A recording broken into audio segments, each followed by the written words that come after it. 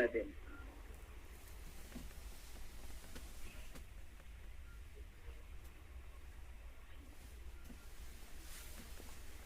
आप सभी यात्रा से आए हैं, थके हुए हैं, क्यों नहीं आप भी सोए और मैं भी सोऊं।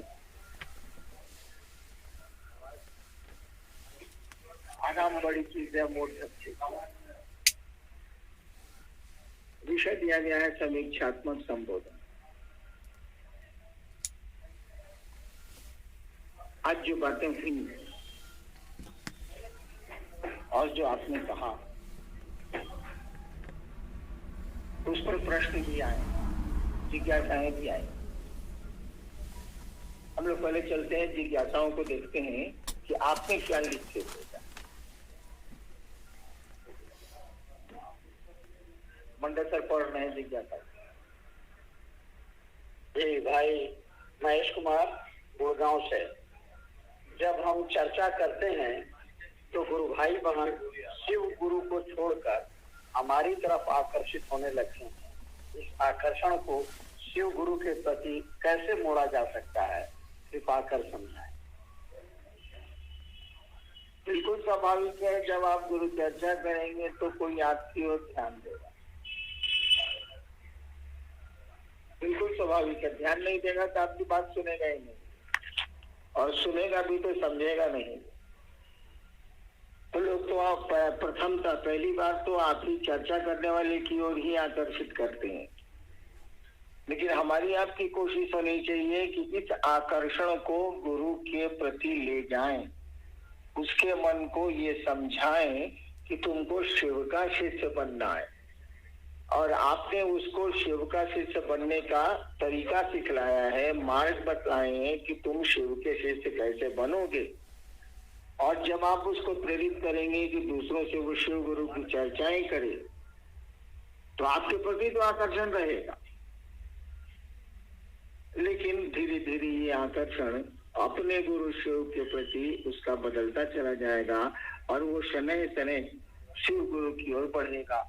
ये कोशिश हमेशा होनी चाहिए कि शिव से शिव की ओर बढ़े। आप उनकी चढ़ाई को रोक नहीं दीजिए, उनकी यात्रा को आप अवरुद्ध नहीं कर दें, ये आपका प्रयास होना चाहिए।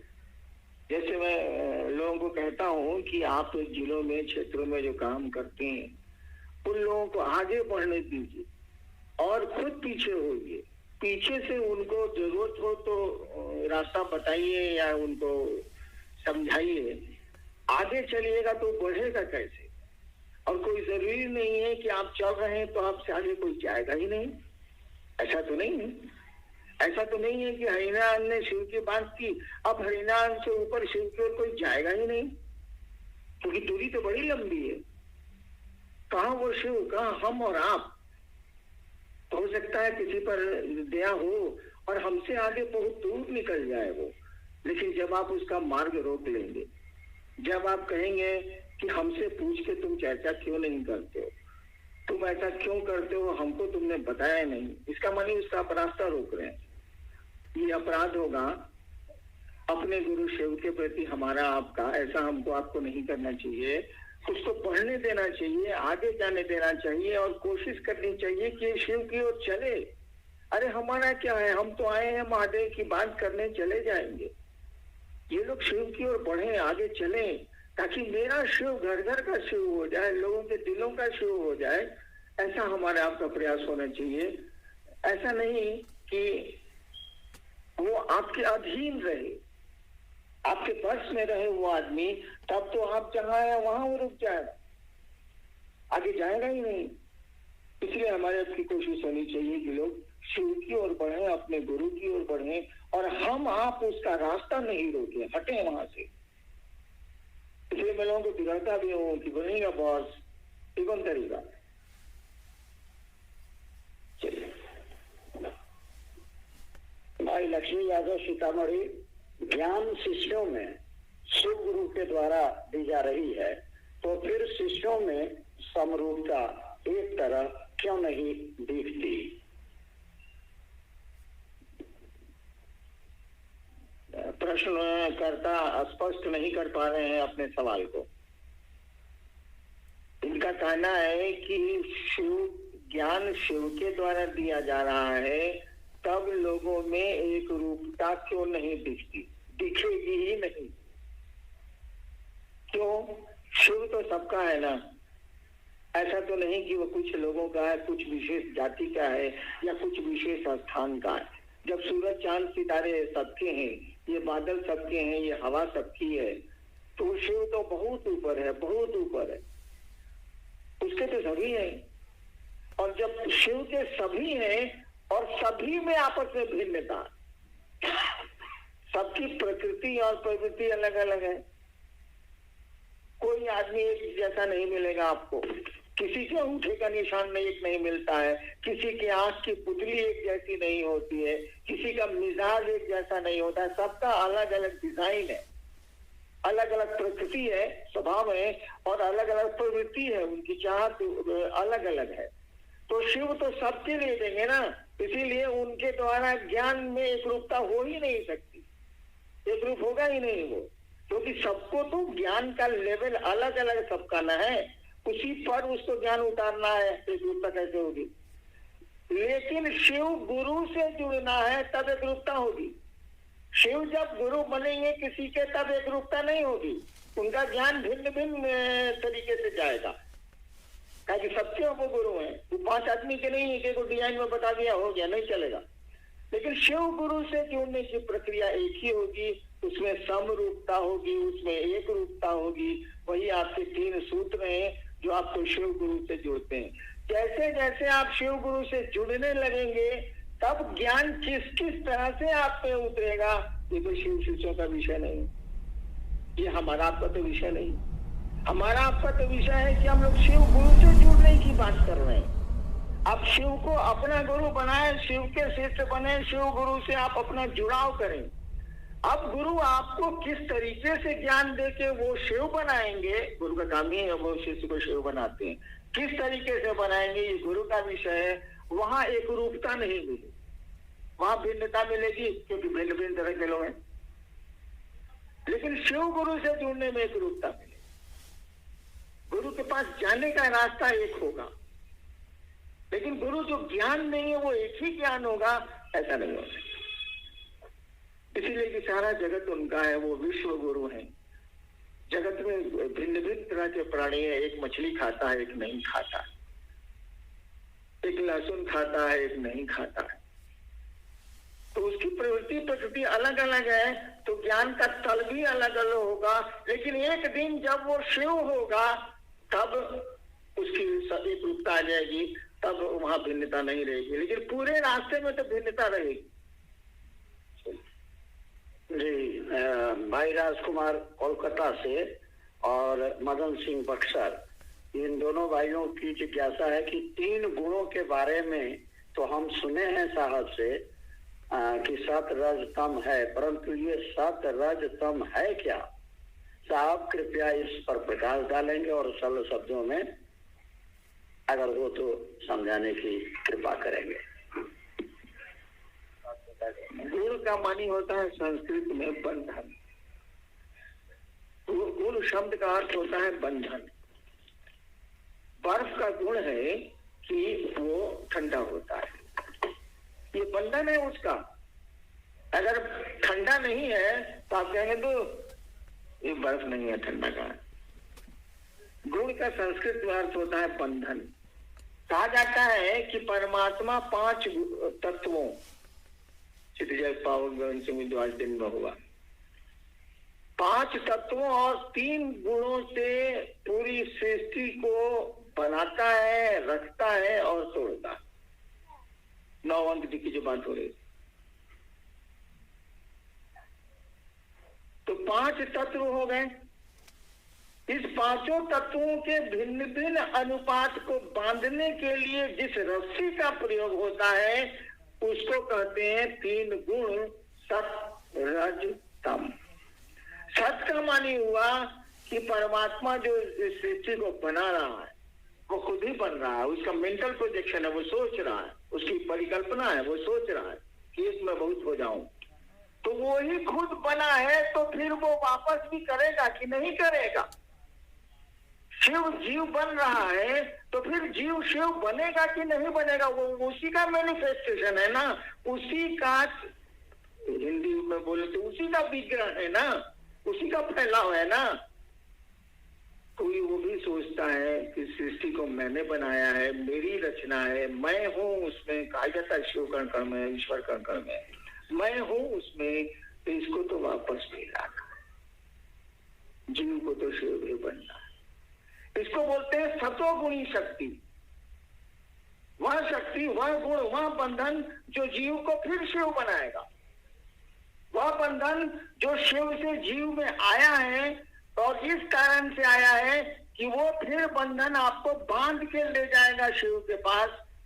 शिव के पास जाने के लिए भी आपको बांधने की जरूरत है। लोग कहते हैं ना कि जीवन मुक्त होगा, तो जीवन मुक्त करने के लिए भी बंधन की जरूरत है, उसके बिना जीवन मुक्त नहीं होंगे आप। क्यों? उस शिव ने सृष्टि की इच्छा की, जगत बना, जीव बना, जीव में जगत का आकर्षण आया। मनुष्य जो है जगत के आकर्षण में रहता है, ये उसका स्वभाव है, उसका गुण है। तो जिसका गुण ही है जगत के आकर्षण में रहने का, वह शिव की ओर चलेगा कैसे? वह जब गुरु के सानिध्य में जाएगा, उसका कोई सही गुरु होगा, तब फिर गुरु उसको बांधते हैं कि तू अब उस बंधन को छोड़, इस बंधन में चल। इसी को बोलते हैं सतोगुणी शक्ति। वह उसका गुण, वह परमात्मा का गुण जो जीव में आता है और परमात्मा के तत्वों को ज्यादा धारित करता है। वो दूसरा गुण है रजोगुणी शक्ति, जिससे सृष्टि बनती है। रजोगुण क्रोध को बोलते हैं, गुस्से को बोलते हैं, या कुछ किसी चीज के निर्माण को बोलते हैं। तो निर्माण होना ही होना है। और तमोगुणी शक्ति उसको कहते हैं कि तमोगुण नहीं होगा तो सभी तो सतोगुण में चले जाएंगे। तमोगुण नहीं होगा तो फिर जगत का आकर्षण होगा कैसे? तब तो जीव फिर जीव बनेगा ही नहीं, वो तो शिव के पास ही रहेगा। तमोगुणी शक्ति आपको अंधेरे में डालती है, सही स्थिति का भान नहीं होने देती है। जानते हुए भी कि हम नहीं रहेंगे दुनिया में, आपको ये नहीं पता चलता है कि आप नहीं रहेंगे। आपका व्यवहार बताता है, आपका आचरण बताता है कि आप नहीं रहेंगे। ये तमोगुणी शक्ति है जो आपको अंधेरे में देखने नहीं देती, सही स्थिति का आपको पता नहीं चलता है, आप सही स्थिति समझ ही नहीं पाते हैं। जिस तरह से अंधेरे में आप सही स्थिति का अंदाजा नहीं कर सकते, टटोलते हैं, ग्रोपिंग इन द डार्कनेस, आप टटोलते हैं, वैसे ही जगत में हम लोग टटोलते हैं, सही स्थिति का हमको आपको भान नहीं होता। ये परमात्मा का गुण है जिससे सृष्टि बनी है। आदमी भूल गया है कि उसको यहाँ से जाना है, जानता है वो। श्मशान अपनों की लाश जलाने जाता है तो वो 10 मिनट, 15 मिनट, 1 घंटा तक सोचता है ये सबके हौसरबता हो, यही सबका हाल होना है, मेरा भी तो होना है। फलना चला गया, हम भी तो अब चले ही जाएंगे, या कि कौन कब जाएगा किसको पता। और लाश जला के जैसे निकला, मैंने देखा है पटना पास घाट में, जैसे निकला, रे जिलेबी गरम छनी है रे। देखिए वो जो वैराग्य पैदा हुआ था श्मशान में, साला सबको एक दिन चला जाना है, हमको भी तो जाना ही है, ये आदमी भी चला गया। थोड़ी ही देर के बाद खत्म हो जाता है और फिर जिलेबी पर गरम चाहिए जिलेबी, उसको इस पर मन चला आता है, दुनिया में घुस जाता है। यही है अंधेरा, सही दिखता ही नहीं है हमको। इसी को बोलते हैं तमोगुणी शक्ति। ईश्वर की तीनों शक्तियां जो हैं, तीनों गुण जो हैं, जो पूरी सृष्टि को अपने में बांधे हुए हैं, वो एक उनका अपना गुण है। सतोगुणी गुण तो सभी उनके हैं। सतोगुणी शक्ति जो जीव को पुनः शिव में वापस करती है, ये रजोगुणी शक्ति जो सृष्टि का फैलाव करती है, और तमोगुणी शक्ति जो है वो आपको जीव को सही स्थिति सोचने नहीं देती, अंधेरे में पड़े रहने देती है। वही जब शिव गुरु होता है, वही ईश्वर जब गुरु होता है, तब तमोगुणों को, अंधकार को अपने त्रिशूल से विदीर्ण करता है, और तब धीरे धीरे आप रजोगुणी शक्ति को भी पार करते हैं। सतोगुणी शक्ति के सहारे फिर शिव की ओर, फिर परमात्मा की ओर आप चलते हैं।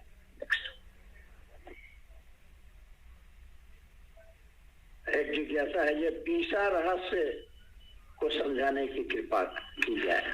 तो जिसने पढ़ा अंकों का खेल उससे न पूछना चाहिए, खेत खाए गधा मार खाए जोलहा। अच्छा भाल है भाई, बीसा रहस्य आपको अंकों के विज्ञान में सुनने को मिला होगा कि एक परमात्मा 5 तत्व 3 गुण सृष्टि बनी, रहेगी टूटेगी, कोई चीज बनेगी तो रहेगी भी टूटेगी, सृष्टि बनी। परमात्मा के बाद 5 तत्व सृष्टि के लिए महत्वपूर्ण है, इसीलिए 5 का महत्व बढ़ा। उसके बाद 3 गुण महत्वपूर्ण है, इसीलिए 3 अंक का महत्व बढ़ा। यानी एक परमात्मा और सृष्टि की शक्ति का गुण 8 हुआ कि नहीं हुआ? 9 हो रहा था ना भाई, हम अलग कर दिया। अब एक शिव और शक्ति का 8 हुआ ना, 5 को तत्व 3 को गुण 8 हुआ 9। कहा कि इसी 9 में न पूरी सृष्टि, इसी 9 के भीतर पूरी सृष्टि है। अब कोई विशेष कार्य करना है, कोई खास काम करना है, तो कहा कि स्थान को बांधोगे ना भाई, जगहिया नहीं बांधोगे तो पता ही नहीं चलेगा कौन जमीन है। तो चौहद्दी बताइएगा ना भाई साहब, जमीन का झगड़ा है तो कोर्ट में चौहद्दी बताइएगा ना कि उत्तर में ही, पूरब में ही, पश्चिम में ही, दक्षिण में हो, हम लोग कोर्ट में कर कैसे? चौहद्दी बताओ, तब पता चलता है जमीन कहाँ पर है, तब ना मुकदमा चले। तो दिशाओं में बांधिएगा ना, स्थान में उसको बांधिएगा ना किसी पावर को, तबे ना वहां एक्ट करेगा, शक्ति वहां काम करेगी। तो कहा कि 4 गो मुख्य दिशाएं और 6 गो दिशाओं के चलते कोण में जो दिशा बनी है ऊ 10 गो हुआ। तो कहा ये 9 गुने 10 हो गया 90।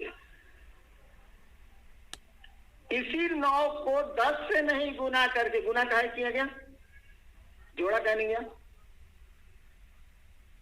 कहा कि 10वें भाव पर 20वें भाव पर बीसा रहस्य है, जोड़ा काहे नहीं गया, गुना काहे किया गया?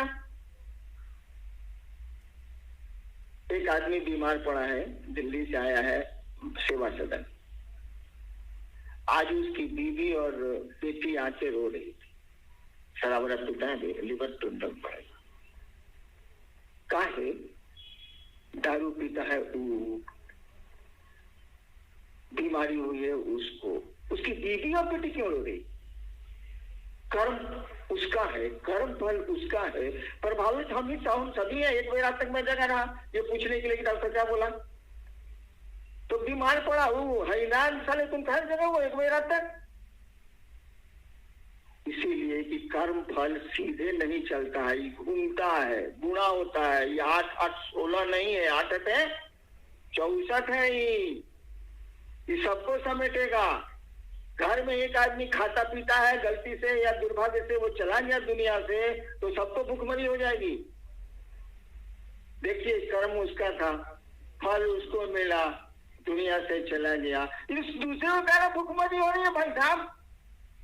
इसीलिए कि 8 8 16 नए होता है, ये सीधे नए चलता है, ये घूमता है, गुणा होता है। 8 8 64 हो जाएगा, 8 8 16 नए होगा ही। तो कहा कि 9 को गुना करो नहीं 8 10 से, और कहा कि दिशा बांध दिया, ऊपर नीचे छोड़ दिया रे। अरे आकाश और पाताल छोड़ दिया ना। तो कहा इसको भी तो गुना करना होगा, तो 10 दूनी 20, 10 दिशाएं, आकाश पाताल 2, 10 को 2 से गुना किया हो गया 20, और 20 को गुना कौन से कीजिएगा? 9 से न कीजिएगा भाई साहब, 180 9 होगा। 9 से गुना किया, काहे 9 से गुना किया? कि पूरी सृष्टि 9 के भीतर है, उसके बाद है ही नहीं, उसके बाद तो शिव है। यही है बीसा रहस्य। बीसा रहस्य का मानी यंत्र में पीछरों से जोड़िएगा 180 होगा, 180 180 180 180 यंत्र है ये बीसा रहस्य। किस काम में आता है मेरे को नहीं मालूम। नेक्स्ट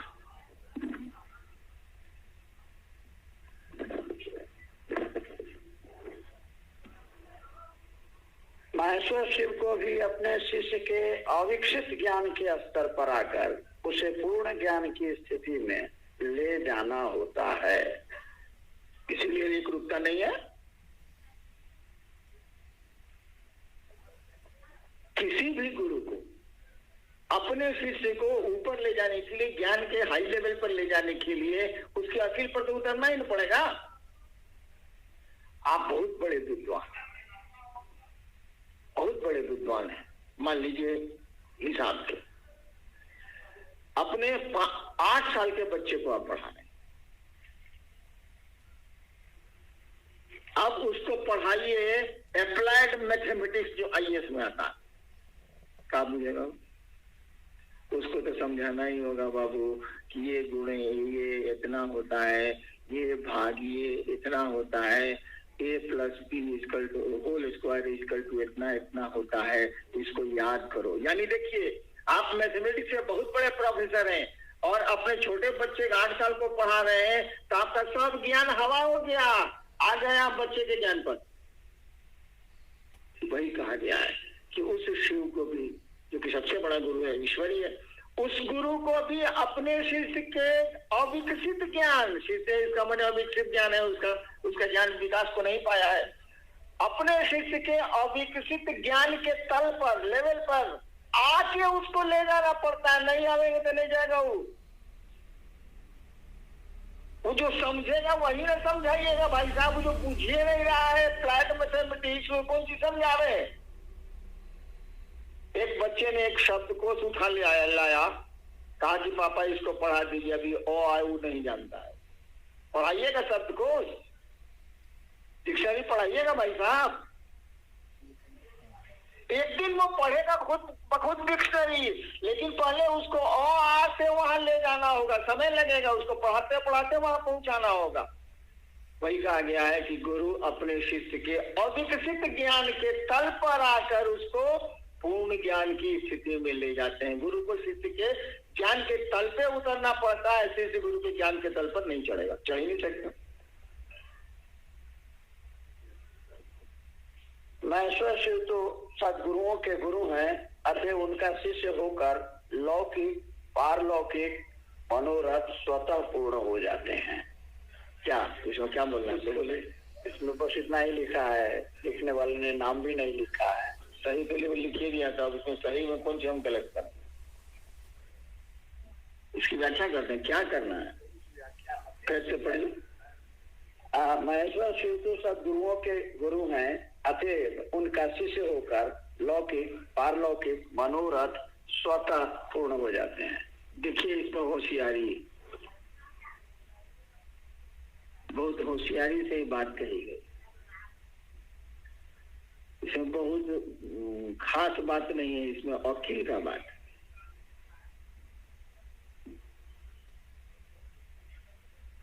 मैं धरती पर जिस जाति से आता हूं, माफ करिएगा, उस जाति के बारे में कहा जाता है कि साले सबको बड़ी अकील होता, तो लैनवा में अकील भरा हुआ। महेश्वर शिव सदगुरुओं के गुरु है, बिल्कुल सही है, तो सबके गुरु है। सदगुरु हो चाहे उसके ऊपर भी कुछ करते होंगे तो उसके भी गुरु हैं, ईश्वरी। जब वो गुरु होते हैं तो लौकिक पारलौकिक मनोरथ सब स्वतः पूर्ण हो जाते हैं, कुछ करने की जरूरत नहीं है। जब शिव गुरु आपके हो जाएंगे भाई साहब, तो कौन मनोरथ बचेगा? सुख बता दीजिए तो बुझाइए जाएगा कि साला क्या है, हाय हाय का। शिव गुरु हो जाएगा तो बुझाएगा कहा जमीन का झंझट करे साले को, रहना कितना दिन है। हमारे पास 100 एकड़ जमीन हमको है, किसी जमीन पर हम आज तक देखने नहीं गए, इतनी उम्र हो गई। सोचते हैं कि साला हम मरिए जाएंगे तो साला कौन सी कुचुर कुचुर करें हम साले। जा साला छोड़ दिया तो छोड़ दिया, कई वर्ष बीत गए, कागज है मेरे पास। अब आप कहिएगा कि मनोरथ पूर्ण होते हैं, साला मनोरथ नहीं है तो पूर्ण कौन चीज होगा?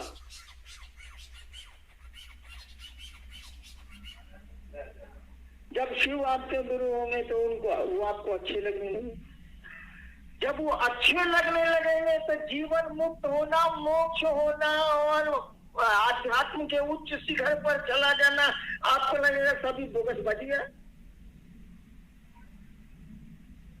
आपको तुरंत समझ में आने लगेगा खुद ब खुद कि तुम ही मेरे सब कुछ हो, त्वमेव सर्वम मम देव देवम, तुम मेरे सब कुछ हो।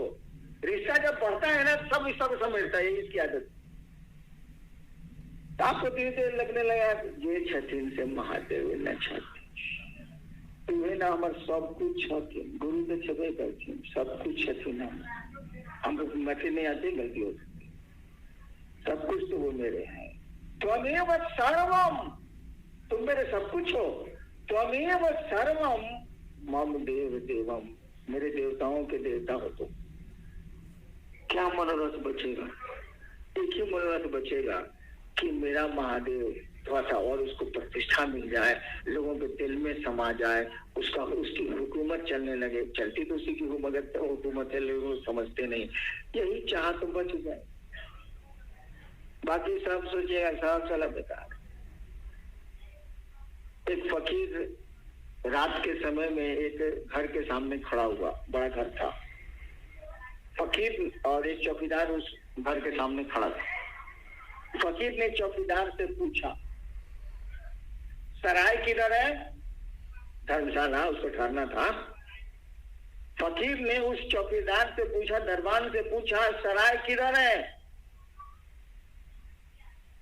दरबान ने कहा, गली के उस पार। तब तक उस मकान का मालिक निकला है। उसने पूछा, बाबा क्या पूछ रहे? फकीर ने फिर वही बात कही, सराय किधर है?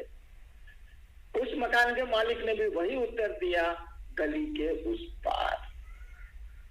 फकीर ने कहा, ये क्या है? उसके घर को देख कहा कि जी मेरा घर है। फकीर ने पूछा, किसने बनवाया? उसने कहा, मेरे दादा ने। कहा, कितने दिन रहे वो? कहा, 4 साल बनने के बाद। कहा, उसके बाद कौन इसका मालिक हुआ? कहा कि मेरे पिताजी। वो कितने दिन रहे? कहा, 40 साल। कहा कि तुम कितने दिन रहोगे?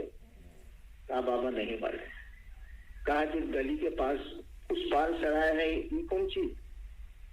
ये तो सराय है, कोई चल रहा है, ये ठिका ही नहीं, रोज लोग आ रहे हैं जा रहे हैं, कोई 4 साल कोई 40 साल, तुम्हारा तो ठिकाना नहीं, तो सराय ही नहीं है, तो उधर कौन चीज बताता हूँ। तो जब शिव गुरु होंगे तो ये बात आपको समझ में आने लगी, स्वतः समझ में आने लगी, खुद ब खुद समझ में आने लगी। कोई मनोरथ नहीं बचेगा, ना मकान बनाने का, ना गाड़ी किनने का, ना कपड़ा का, ना जूता का, ना कोई चीज का। मन में आएगा कि सारा एक साथ तुमको कुर्ता पहन सकते हैं, नहीं पहन सकते हैं। अरे साला एक साथ तुमको जूता पहन के घूम सकते हैं, नहीं घूम सकते। तो काटे होते चले, एक रहेगा, टूटेगा तो दूसरा आएगा। कोई मनोरथ नहीं बचेगा। वो आपको उल्लू बनाया जा रहा है कि सभी मनोरथ पूर्ण होते हैं। सार को मनोरथ ना बची तो पूर्ण कौन चीज हुई? उल्लू बनाया गया। चलिए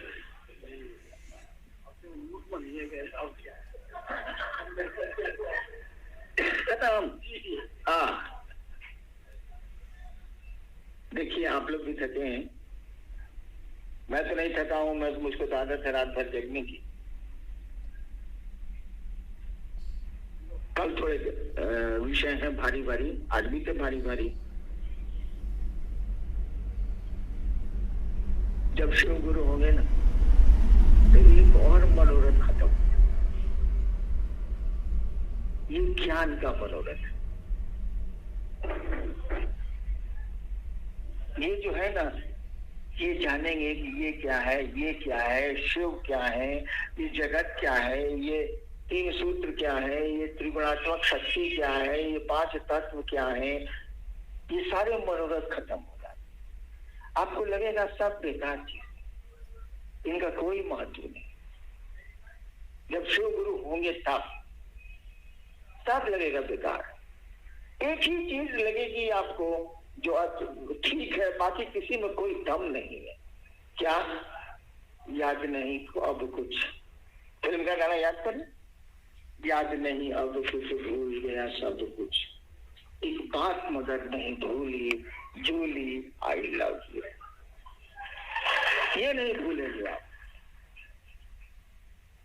लगेगा कि वही महादेव मेरा है। अरुण यादव ने ठीक कहा, तू चीज बड़ी है मस्त मस्त। आपको लगेगा कि वही एक चीज है, बाकी ये ज्ञान, ये मुक्ति, ये मोक्ष, ये सारी चीजें कोई अर्थ नहीं रखती हैं। सच मानिए मुझको तो बिल्कुल बेकार है, इनका कोई उपयोग आपकी जिंदगी में नहीं। लेकिन क्या करिएगा, हम आप तो लाचार हैं। लाख ज्ञान हो जाए, लाख समझ आ जाए, लाख इन चीजों से दूर हटने का मन करे, लेकिन गुरु का आदेश तो सर्वोपरि होता है, वो तो सबसे महत्वपूर्ण होता है। और शिष्य वही है जो गुरु का आदेश माने। शिष्य शब्द बना ही है संस्कृत में शस धातु से। शस धातु से बना है शासन, प्रशासन, अनुशासन, और उसी से बना है शिष्य।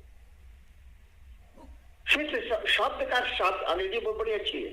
शिष्य शब्द का संस्कृत में अर्थ ही होता है जो अनुशासित होने योग्य हो, जो अनुशासित, अनुशासन उसी से बना है, जो अनुशासित होने योग्य हो। यानी शिष्य वही है जो गुरु के द्वारा अनुशासित होने योग्य हो। गुरु ने कहा बाएं तो जाएगा बाएं, तुम दिन को रात कहोगे रात कहेंगे, तुमको जो पसंद वही बात कहेंगे। शिष्य शब्द का अंग्रेजी बड़ी अच्छी है, डिसाइपल, डिसिप्लिन। डिसिप्लिन से डिसाइपल बना है, अंग्रेजी क्लियर है। डिसिप्लिन का माने अनुशासन, डिसाइपल का माने जो अनुशासन माने। तो जो गुरु का अनुशासन माने वही शिष्य है। आपको लगेगा कि मेरा महादेव जो चाहता है, वो चाहे चाहे नहीं चाहे, बकवास है ये बातें। महादेव का आदेश है कि दुनिया में जाओ, लोगों को शिव का शिष्य बनाओ। आदेश है, ठीक है, मान लिया मैंने, मुझको ही कहा था उन्होंने, लेकिन नहीं समझता था इसीलिए कहा था उन्होंने। अब तो समझता हूं कि वो नहीं भी कहते तब भी हमको आपको करना था। मेरा गुरु है, नाम है उसका जगत गुरु, विश्व गुरु, महागुरु, और साला ये कुछ चेला नहीं है। हमको आपको तो खराब लगता है, उसको भले नहीं लगे। ऐसे प्रेमी है आप कि आपका प्रेम पत्र इतना बड़ा है, इतना महान है, 50,000 साल से उसके बारे में कहा जा रहा है कि वो जगत गुरु है, महागुरु है, विश्व गुरु है।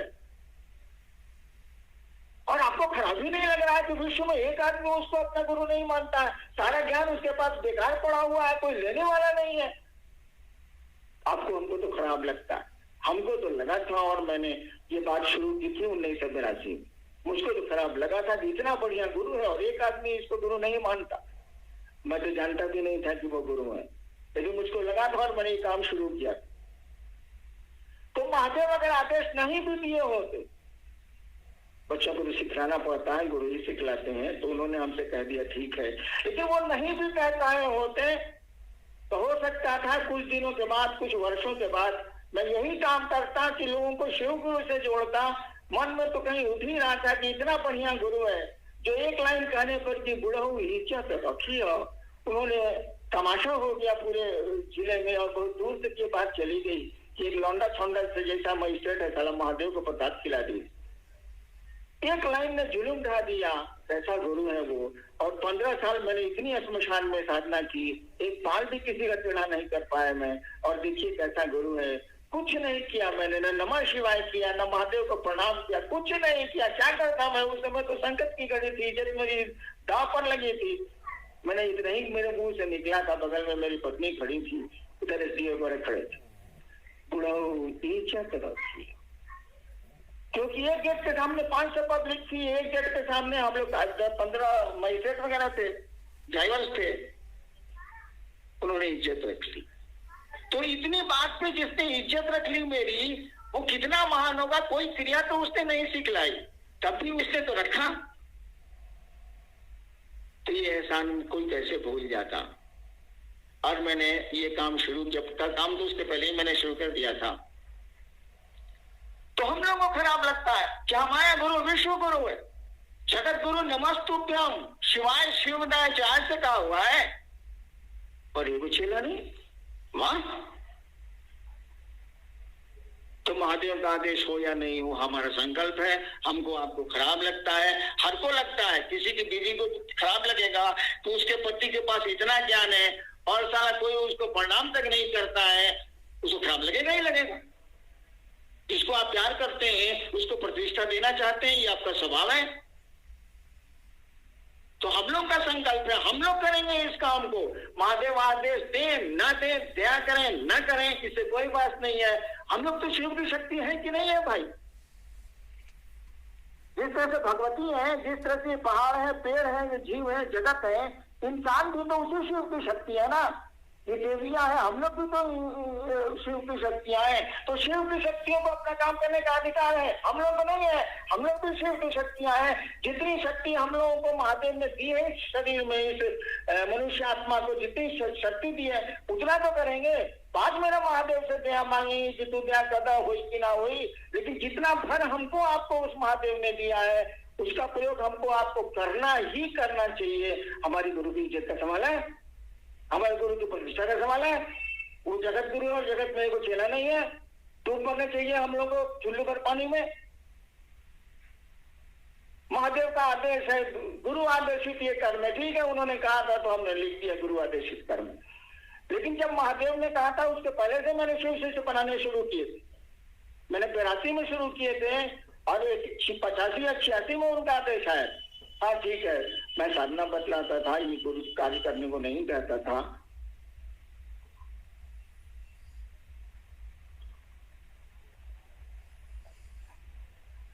तो ये काम तो मैंने 82 में शुरू कर दिया। किसी ने हमको नहीं कहा था, न महादेव ने कहा न किसी ने कहा, किसी ने हमको नहीं कहा। मेरे मन ने कहा कितना बढ़िया गुरु, और उसको गुरु क्या नहीं बनाता है भाई। और जब कहना शुरू किया तब लोगों ने बताया कि किताब में लिखा हुआ है कि गुरु है, हम तो जानते हुए नहीं। ये हमारा आपका संकल्प होना चाहिए। महादेव का आदेश है कि नहीं है, इससे कोई बहुत बात नहीं है। और महादेव ने दया नहीं की है, आखिर हम आप हैं कैसे? अपनी शक्ति से तो इतना काम हम लोग कर लेते हैं, मामूली काम करते हैं।